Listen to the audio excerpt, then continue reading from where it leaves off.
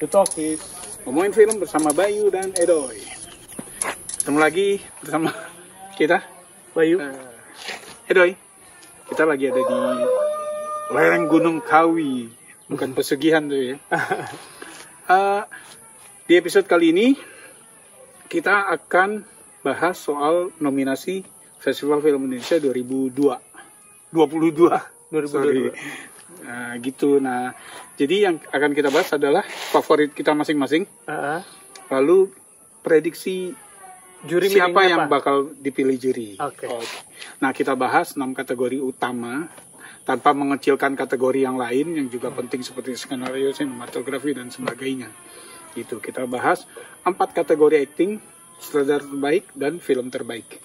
Oke. Kita bahas dari nominasi pertama, pemeran pendukung pria terbaik.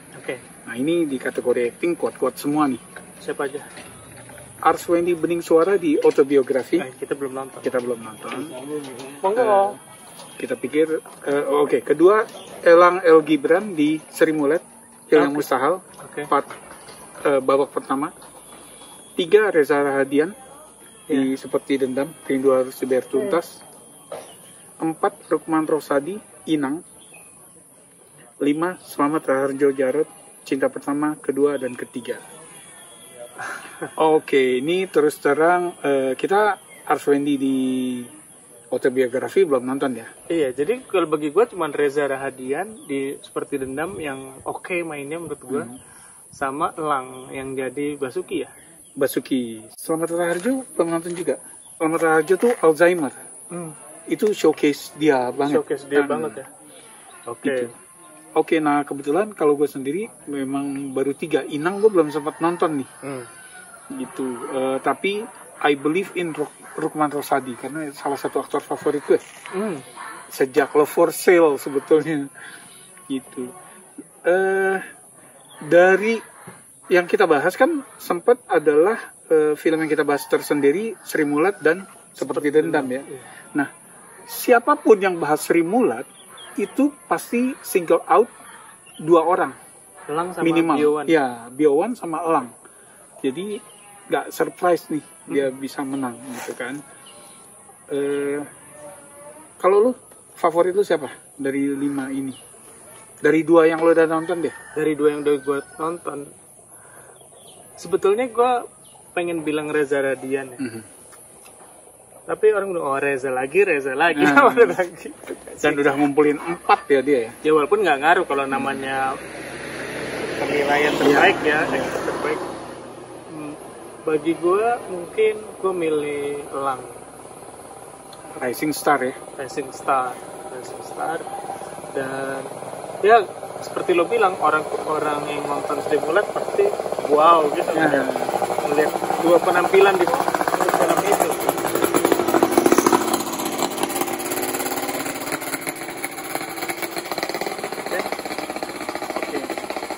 Iya, gue terbelah nih.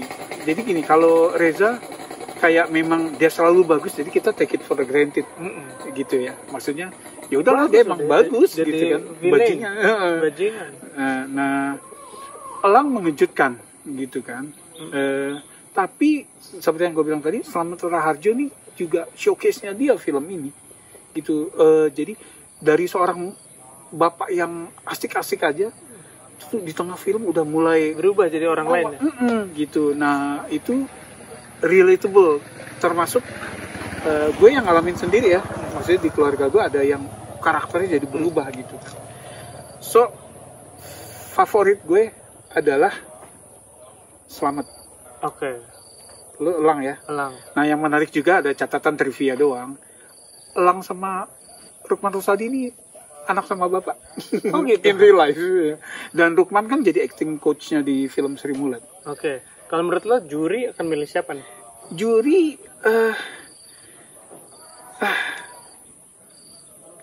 gue percaya tahun lalu yang menang siapa ya? Si Junior. Gue kayaknya juri akan milih Elang. Rising Star nih, Elang. Gitu. Walaupun pertimbangan bapak sama anak gimana, enak gak ya milih anaknya dari bapaknya gitu kan. Kayaknya sih Elang. Oke. Kategori kedua ini kategori kayaknya tahun ini yang paling berat. Pemeran pendukung perempuan terbaik. Oke. Paling berat banget gitu. Nah, karena tahun ini nominasi itu memang 5 slot. Semuanya rata 5 gitu kan. Tahun-tahun sebelumnya kan kadang fluktuatif ya. Gue sebenarnya agak nggak setuju dengan seragaman itu karena belum tentu cuma 5 yang layak dapat nominasi. Tapi jadinya lebih ketat, Bay.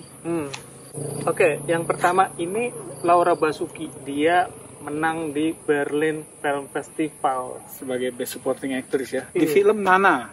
Kedua, Maudy Ayunda di Los Men Bubroto. Yang ketiga Putri Marino di Los Men Bubroto. Yang keempat Ratu Felicia di Seperti Dendam, Rindu Harus Dibayar Tuntas. Dan yang terakhir Sheila Dara di Noktah Merah Perkawinan. Benar menurut lo? Kata lo berat banget. berat, semuanya berat. Dan gue Bahkan suka. sebetulnya ada yang Gita Bebita kemana? Di Ngeri-Ngeri Sedap. Karena dia ngasih kejutan di adegan pamuncaknya kan. Gita Bebita gitu. Tapi Ya itu maksud gue. Kalau misalnya mereka nggak terpatok 5, bisa layak masuk ke mungkin 6 nomor ya. 6 dia. Jadi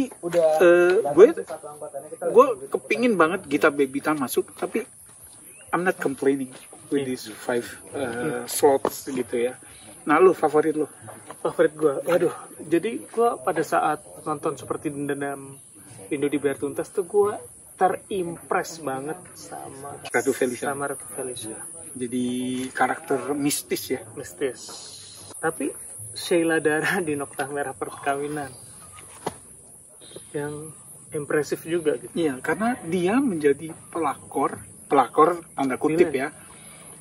Tapi kita bisa berempati sama dia, gitu.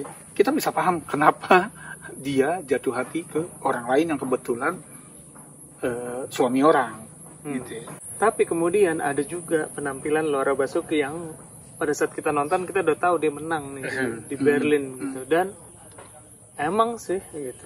Maksudnya orang bule aja impress gitu. Gitu. Lawannya internasional bukan cuma film-film berkualitas lainnya. Gitu. Nah, kalau lo gimana nih? Favorit lu jadi siapa? Favorit gue, gue kayaknya milih Ratu Felicia. Ini gue terus terang dari 5 ini kalau gue timbang-timbang di paling atas nih gue berat 3 nih. Putri, Maudy, sama Sheila. Itu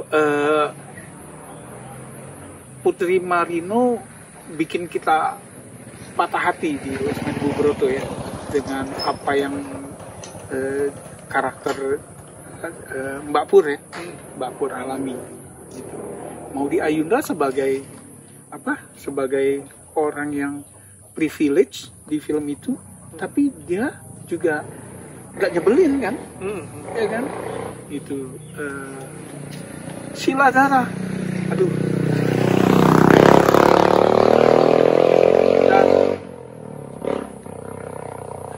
kalau Laura udah jelas itu tadi, tapi gue berat di 3 ini, gitu, karena karena kacamata kritikus luar bisa jadi beda nih sama yang kita rasain, gitu. Nah, gue salah satu dari 3 ini menang, gue gak keberatan. Tapi kalau gue harus pilih, gue akan pilih Putri Marino. Karena dia bisa suppress her emotion gitu kan. Udah pernah menang. Dia udah pernah menang aktris utama terbaik nih di Possessive. Gue pilih itu. Sekarang kira-kira siapa yang dipilih juri? Laura Basuki. Kayaknya sih Laura Basuki memang. And kategori berikutnya adalah pemeran utama pria terbaik. Ada Biowan di Stremulat Hill yang mustahil babak pertama. 2 ada Kevin Ardilova di Autobiografi. 3 Martino Leo Seperti Dendam. Oka Antara yang keempat di Noktah Merah Perkawinan, dan Vino G. Bastian di Miracle in Cell Number 7. Favorit lo deh langsung. Favorit gue Oka Antara di Noktah Merah Perkawinan. Why so? Gue suka banget filmnya, dan gue ngerasa film ini di-carry sama 3 orang pemeran yang kalau tanpa mereka memerankan film itu sinetron ya. Sinetron banget. Oke. Gue kalau harus pilih, jadi Kevin Ardilova kita nggak bisa ya karena belum nonton. Kalau Biowan karena ini mungkin ensemble film ya, jadi kayaknya terlalu sedikit perannya. Nah, tapi gini, FFI juga Sebagai pernah milih Teguh Riznu Wikana di Night Bus yang kalau kita nonton tuh ensemble dan perannya dia sebenarnya nggak terlalu banyak waktu gue nonton ya, gitu loh.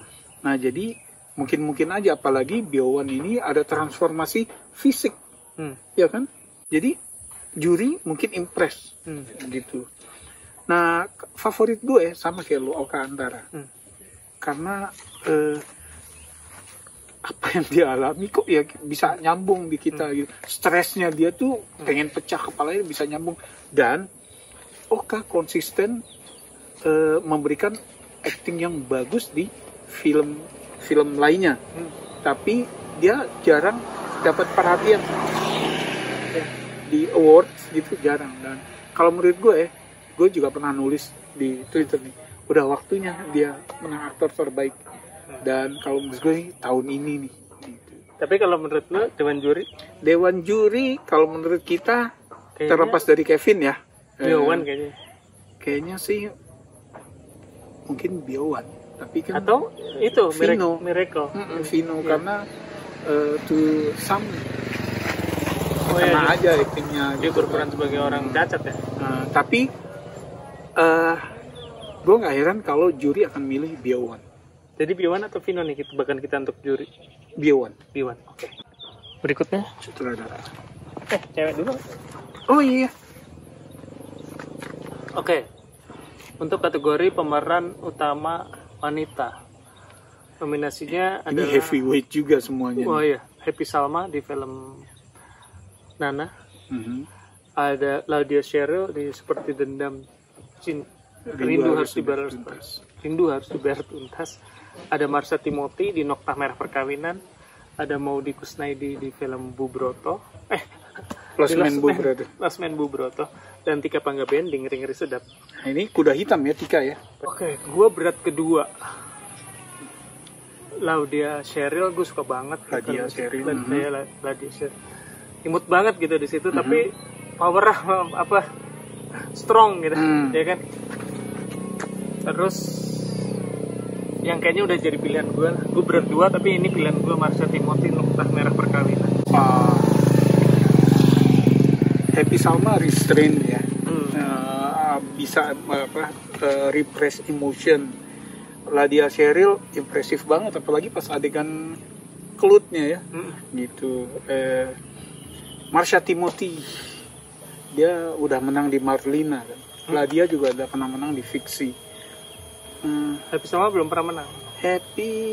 Tika Panggabean ini ya. Ensemble cast tapi. Jadi gue kalau berat, kalau menurut gue, Maudy juga dia kan berlawanan dengan peran-peran dia sebelumnya. Di sini dia jadi yang Iron Lady gitu. Gue suka dari 5 ini, gue paling suka Marsha Timothy. Sama tuh. Itu pilihan kita, favorit kita berdua Marsha Timothy.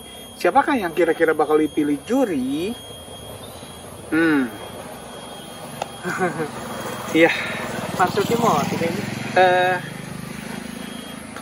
Kalau di gue nih, menurut gue Happy Salma. Bisa. Itu. Walaupun mungkin Laudia juga berat nih, karena ini comebacknya dia setelah sekian lama hilang. Abis itu dia hilang lagi kan. Oke, kita sepakat tebakan untuk juri Happy Salma. Kategori berikutnya sutradara terbaik. Oke. Nominasinya Nominasi ada Edwin untuk Seperti Dendam, ada Angga untuk Mencuri Raden Saleh, Kamila Andini nominasi lagi untuk Nana. Makbul Mubarak di film pertamanya nih, autobiografi langsung. Penasaran. Dia kayak Joko Anwar nih, dari kritikus film, terus bikin film, dia masuk nominasi. Dan terakhir ada Benedion, Raja Guguk di Ngeri-Ngeri Sedap. Film yang dipilih untuk mewakili Indonesia di Oscar. Di Oscar. Jadi kalau tahun lalu yang menang adalah Regas juga di film pertama, apakah Makbul akan menang tahun ini? Saya nggak bisa bilang karena belum nonton filmnya. Oke, Tapi sekarang lu duluan. reviewnya tuh bagus-bagus gitu kan. Tling, the magic of cinema memungkinkan kita untuk pindah lokasi. Oke, pilihan lo untuk sutradara ini? Iya, jadi kayak yang tadi gue bilang bahwa I'm not a big fan of Angga, tapi gue punya apresiasi terhadap film pop yang bagus. Iya, dan kebetulan Mencuri Raden Saleh ini Bagus banget buat gue. bagus banget dan nge-pop ya. Iya, Bukan artsy ya maksudnya. jadi yang dia punya dua beban. Pertama bikin film bagus, kedua bikin film menghibur gitu. Nah itu kan susah tuh ngebalance-nya gitu ya. Berarti peran sutradara penting banget. Iya, apalagi di sini kan Angga juga double sebagai co-writer dan dapat nominasi juga kan di kategori penulisan skenario asli ya. Iya, sayangnya pemain-pemainnya nggak masuk ya, padahal Karena ensemble, jadi mungkin susah ya untuk single out. Biasanya kan nasibnya film ensemble gitu ya. umai kalau menurut gue ya. Sama kayak Ngeri-Ngeri Sedap. Mm. Ya, pemain anaknya nggak ada yang dapat nominasi sama sekali. Iya. Gitu. Oke.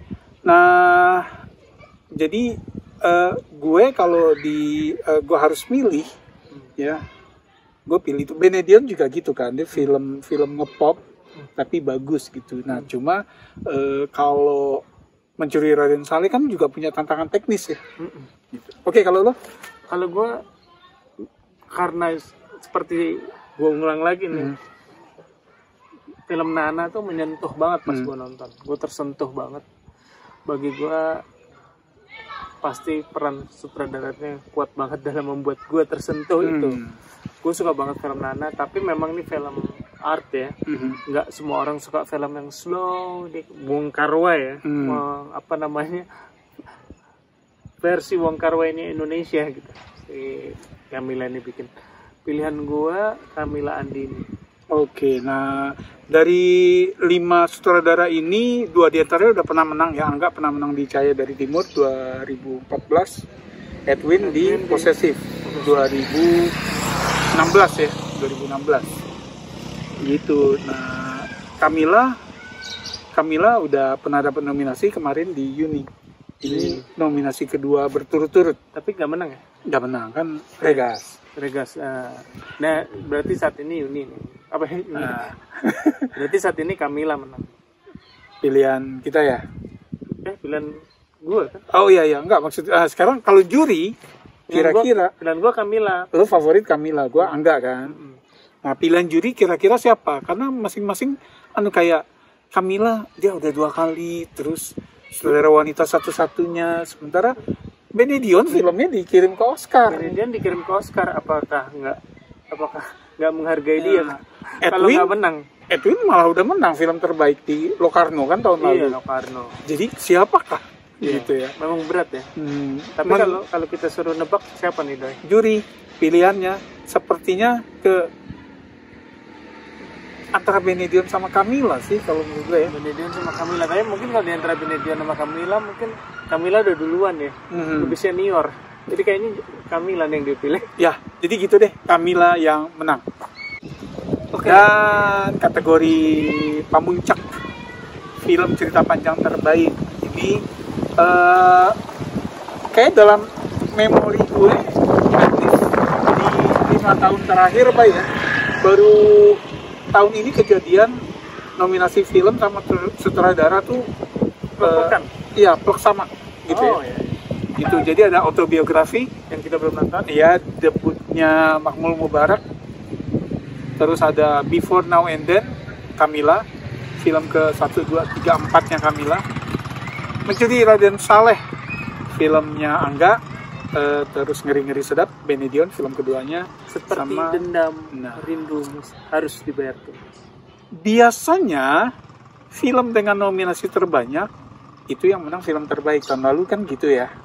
Penyalin Cahaya. Berarti ini Tahun sebelumnya Perempuan Tanah kalau melihat Jahanam. presiden itu berarti Seperti Dendam. seperti dendam. Tapi kalau lu suruh milih, Favorit gue nih. favorit lu?